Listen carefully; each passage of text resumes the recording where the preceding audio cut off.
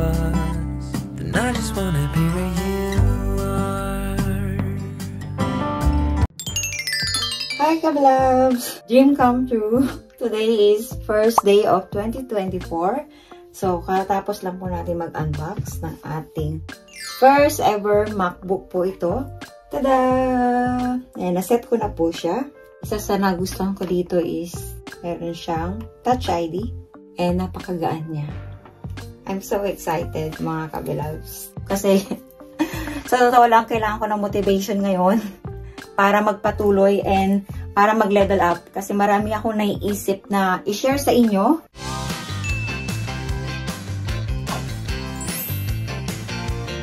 Hi Kablabs! Good morning! Happy New Year po sa inyo lahat. So bilang first day of 2024 today, i-share ko po sa inyo ang pag-unbox ng aking new laptop. Yan, in-order po natin ito sa Amazon. And naka-prime po siya. Ibig sabihin po ng prime is naka-express or urgent. Dahil hindi na tayo makapag-antay. Pag umorder ka po ngayon, kinabukasan, deliver na sa iyong bahay.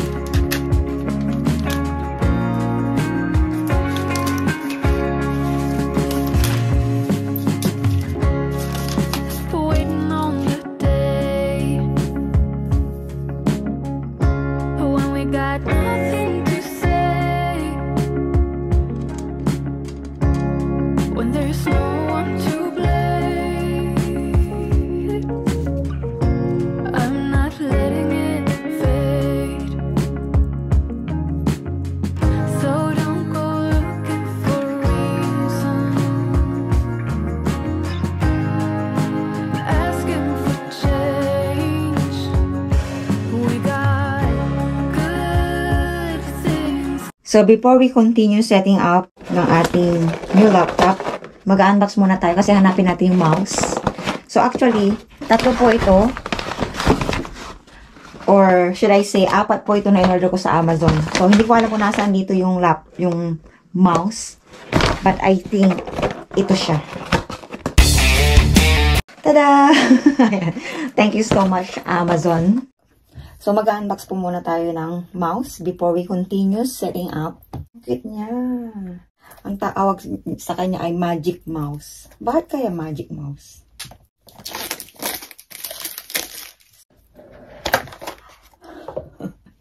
Tada!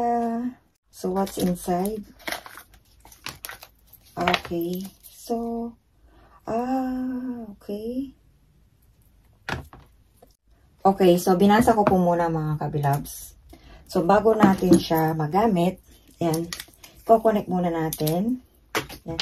So as you can see, ito pong magic mouse po natin, meron siyang port po dito. Ayan. So i-connect natin siya. Ayan, connect here and connect here. Ayan. Para daw siya mag-automatic. Tapos, turn it on. So, ang gagawin natin, dahil nag-flash na siya, na-connected, tatanggalin na natin siya. So, automatic, okay na siya. Pwede na natin siyang magamit, yung mouse natin. So, wala akong patungan. I'm not ready. Wala akong mouse pad.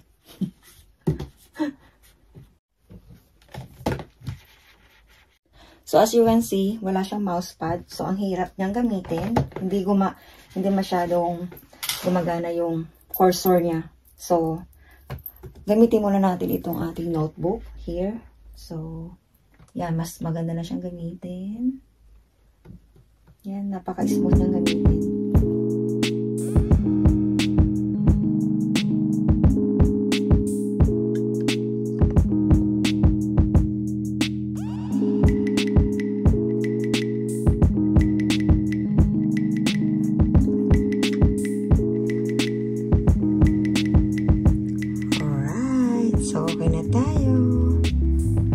Okay, so meron na po akong Google Drive. So, ang gagawin ko, i-activate ko na lang po para ma-access ko siya dito sa iMac natin. Sa new laptop natin. Okay, so I'm using as well an iPhone, mga kabilabs. Ayan, iPhone 13 Pro Max ang ating gamit na pang-vlog. So, di ba kanina, nag-sign in na tayo dito ng ating Apple ID. Kaya, pag-open natin ng photos, is direct na siya, na-access na niya yung ating gallery. So, ngayon, maghahanap tayo ng pang wallpaper.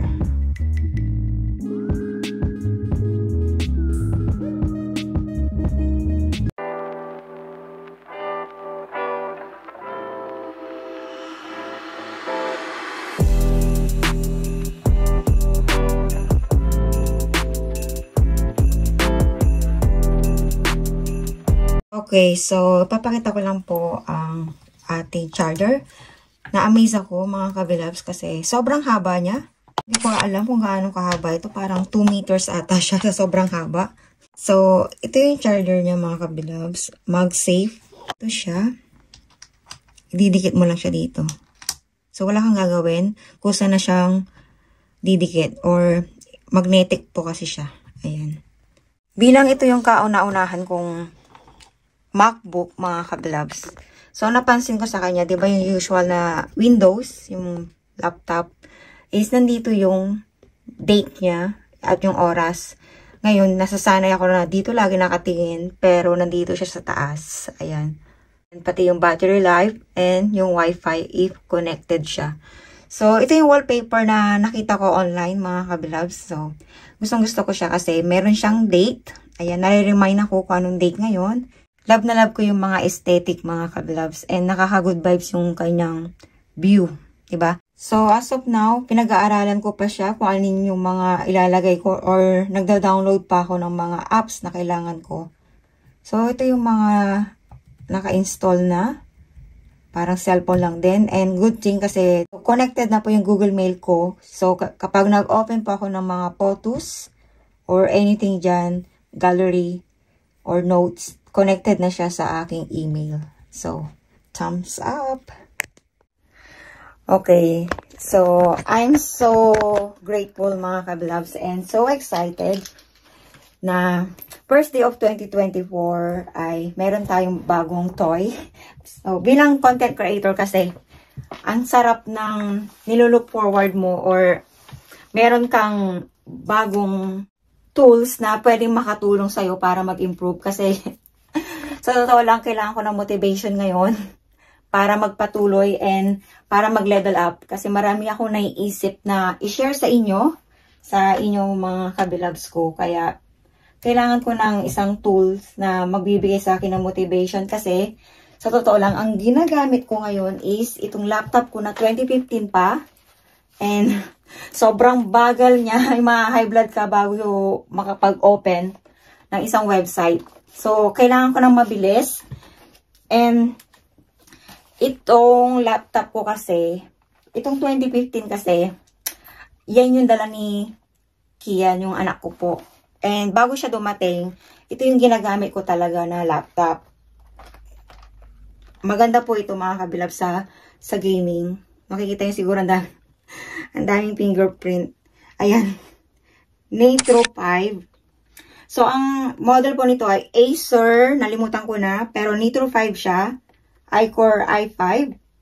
And Nvidia. So, maganda talaga to sa editing mga kabilabs. Kaya ako siya binili. And medyo pricey siya. Halos hindi sila nagkakalayo ng presyo ni MacBook. Kaya lang, si Kian po kasi ay IT. Nasa college siya. And kailangan niya ng laptop. So, nung dumating siya dito, yung old kong laptop, nag-swap. And binigay ko sa kanya to. So, as of now, wala akong ginagamit na laptop. Kaya, ang hirap pag cellphone lang yung gamit ko. Marami akong gustong gawin na hindi ko magawa dahil naghahang na nga yung HP ko na 2015. So, yun. Nilook forward ko talaga magkaroon ako ng MacBook and I choose this color kasi medyo tayo ngayon, girl. And, sawang-sawa na kasi ako sa diba, meron na tayong gray. Yung kauna-unahan kong laptop. Na hindi pa ako YouTuber, hindi pa ako content creator noon. And itong black. Itong kulay naman para maiba and para mas talaga feminine kasi yung color niya and visible siya sa mga fingerprint. Ayan. Kaya nagustuhan ko itong ganitong kulay and may pagka-gold kasi. So, in reality, sa personal, siya, more on beige yung color niya. Kung nakikita nyo ito. Ganito yung kulay niya sa personal. Hindi sila nagkakalayo. Light lang siya ng kaunti. So, yung color nito ay Starlight. And, siya ay 13-inch MacBook Air with Apple M2 chip. So, pa to? 2022 pa ito na model. Hindi ko binili in 2023 kasi, first of all, wala akong budget. Kulang yung budget natin. Number 2, hindi sila nagkakalayo ng specs. And, yung kaya ng budget ko sana yung MacBook One. Kaya lang, mas pinili ko to kasi meron siyang fingerprint. Nagustuhan ko siya kasi meron siyang Touch ID. Ayan. Yan. So, parang cellphone na lang siya na kailangan ng fingerprint. Siguro yung MacBook na susunod, Face ID na. Yung di-discover nila. And, kung napapansin nyo, napakaliit niya mga kabilabs compare sa mga luma ko kasi gusto ko madalas siya kahit saan ako pumunta. Ayan o. 13.6 inch po siya. And, napakagaan. So, yun yung hinahanap ko sa laptop na pwede ko siyang dalhin. And, napaka-lightweight lang niya. Convenient siya. Napaka-convenient. Ayan. Para ka lang may iPad. Napaka-nipis. And, ang kanyang memory ay 256 GB SSD. Pero yung kanyang memory ay 8 GB unified memory. Ayan. Sa akin kasi hindi ako bilang iPhone user na ako or Apple user na ako or content creator kasi. So medyo na tayo sa memory.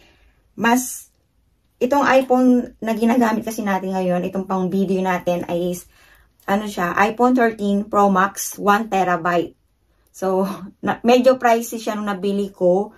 And I realized na hindi mo pala kailangan ng malaking memory as long as meron kang iCloud or Google Drive. So as of now, bukod sa 1 TB siya, meron pa akong 2 TB na Google Drive na annual ko siyang binabayaran. Kasi di ba may editor tayo sa Pilipinas. So doon ko pinapasa yung mga files ko. Ngayon, nung medyo alam ko na kung anong gagawin, maliit, pinakamababang memory na lang yung binili ko kasi mas mura kasi siya. Kaya sa inyo na may planong bumili ng cellphone, maliit na memory lang yung bilhin nyo and mag-subscribe na lang kayo sa iCloud or sa Google Drive. Doon na lang kayo mag-store ng inyong mga galleries, mga photos nyo, mga videos nyo, kaysa bumili kayo ng mas mahal na memory. Ayun. So, ayun mga kabilabs, marami akong gustong i-share sa inyo. So, conclusion na lang tayo mga kabilabs kasi ginabi na tayo. Ayan, and meron pa tayong pasok. Ang oras na po ngayon ay 4:41. Marami kasi akong, na-hook ako kasi marami akong gustong i-download, marami akong gustong gawin.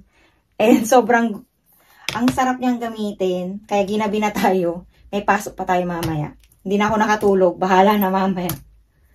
So, marami akong gustong gawin. Marami akong gustong i-share sa inyo. And siguro, ang pinaka ini-aim ko ngayong 2024 ay self-improvement. Take 2. So, ang pinaka ini-aim ko, nasa isip ko ngayon mga kabilabs, naluluha-luha nga ako bago ko i-unbox ito kasi parang tamang-tama lang na naisipan kong bumili and first day of the year kasi ngayon. So, ang ini-aim ko ngayon ay mag-level up, mag-improve, and yun, yung self-improvement na sinasabi ko sa inyo. Marami akong gustong gawin, gustong pag-aralan, and malaking bagay ito. Malaking bagay kasi na ang binibili natin is gusto talaga ng puso natin, hindi dahil sa napilitan lang tayo. So, yun, looking forward mga kabilab sa mga susunod pang mga buwan. Marami akong pinaplano ngayon. Pero, syempre, above all, si God lang yung nakakaalam kung ano yung mga dinidesire natin. So, binibigay ko sa kanya lahat ng mga plano ko and sana i-guide niya ako and bigyan niya ako ng more knowledge and wisdom para magawa ko na maayos yung mga pinaplano kong gawin. So, ayun, sana may natutunan kayo sa ating unboxing today, mga kabilabs. Hindi ko pa siya gamay, so wala pa ako masyadong ma-share sa inyo, pero dahil mayroon tayong bagong tools, mas namomotivate ako na galingan palalo para marami pa akong ma-share sa inyo, mga kabilabs. So, thank you! Salamat sa patuloy na pagsuporta sa ating channel. I hope nandiyan pa rin po kayo sa mga susunod nating mga journey. Happy New Year! And God bless you all. Bye!